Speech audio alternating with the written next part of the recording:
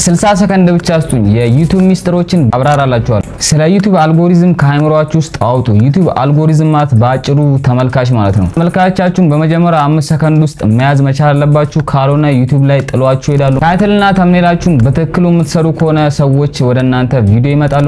አንድ ቫይራል ሊወጣ የሚችል ቪዲዮ ከሰራችሁ ቻናላችሁ መቆሚያ የለውም። ስለ ዎች አወር ማሰብ አቁማችሁ ሪቴንሽናችሁ ላይ ትኩረት ማድረግ አለባችሁ። ቢያንስ 70% ሪቴንሽን ሊኖራችሁ ይገባል። 70% ያህል ተመልካቾቻችሁ ቪዲዮዎቻችሁን እስከ መጨረሻው እንዲያዩት ማድረግ አለባችሁ። ቪዲዮ ስትጀምሩ ቀጥታ ወደ ገደሎ መግባት አለባችሁ። ምክንያቱም ሰዎች እናንተ ጋር ይመጡት ስለናንተ ለመስማት ሳይሆን እናንተ ምን ይዛችሁ መጣችሁ የሚለው ነገር ለማወቅ ነው። ስለዚህ ቪዲዮዎቻችሁን በመጀመሩበት ሰዓት ላይ ሰላምታዎችን አታብዙ።